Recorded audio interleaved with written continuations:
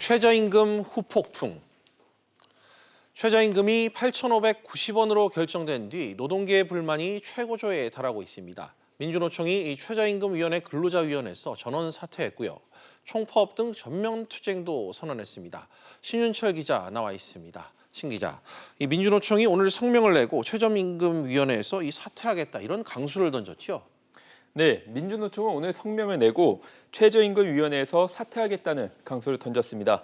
현재 최저임금의 근로자위원회는 총 9명인데요. 민주노총 목이 4명, 나머지 5명은 한국노총의 추천위원입니다.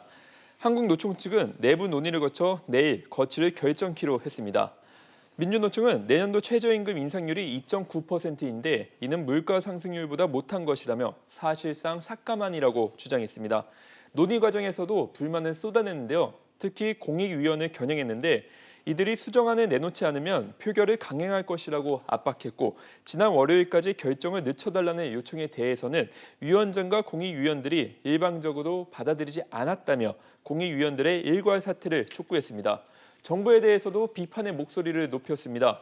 이번 결정은 문재인 정부가 소득주도 성장 정책을 포기한 것이라며 오는 18일로 예정된 총파업을 통해 대정부 투쟁을 이어가겠다고 말했습니다. 그렇군요. 그런데 신 기자, 이 최저임금위가 의결한 내년도 최저임금 인상률 2.9% 이게 어떻게 결정됐냐가 공개되지 않아서 지금 혼란이 일고 있다고요? 네, 한마디로 2.9%가 무슨 근거로 정해졌냐는 건데 이에 대해 공익위원도 사용자 측도 근거를 제대로 대지 못하고 있다는 점입니다. 최저임금법은 최저임금을 결정할 때 유사 근로자 임금, 노동 생산성, 소득 분배율 등을 고려하도록 하고 있고 비록 숫자 끼워 맞추기 비판 속에서도 매년 인상률 산출 근거는 공개돼 왔습니다. 그런데 이번에 그 근거를 제시하지 못하고 있는데요. 한국노총은 최저임금 결정에 합리성과 객관성이 결여됐다면서 정부에 이의 제기를 하겠다고 밝힌 상태입니다. 예. 근거를 제시하지 못할 경우 최저임금을 둘러싼 논란이 더 커질 수 있다는 우려가 나오고 있습니다. 네, 앞서 또 문재인 대통령이 최저임금 10,000원 달성을 하지 못한 것에 대한 이 공약에 대해서 사과 입장을 좀 밝혔는데 역시 노동계를 설득하기엔 좀 무리가 있어 보인다고요? 네, 김상조 청와대 정책실장을 통해 문 대통령의 사과가 전해졌는데요. 예. 공약을 지키지 못한 것에 대해 사과하면서도 현 경제 상황과 고용 상황을 고려했을 때 10,000원까지 올리는 게 정부로선 부담이 크다는 점도 언급했습니다. 하지만 현재로선 대통령 사과 외에는 노동계를 설득할 마땅한 카드가 보이지 않는다는 게 정부 안팎의 설명입니다.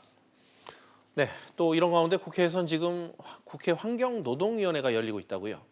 네, 일단 환노인의 고용노동 소위가 탄력근로제 확대와 관련한 법안 심의에 착수했습니다. 오늘은 정부가 제출한 추경안을 의결하는 데 초점이 맞춰졌는데요. 국회 환노위는 정부안보다 약 2,300억 원이 증액된 총 1조 4천억 원 규모의 환경부 기상청 소관 추경안을 의결했습니다. 네, 신 기자 잘 들었습니다.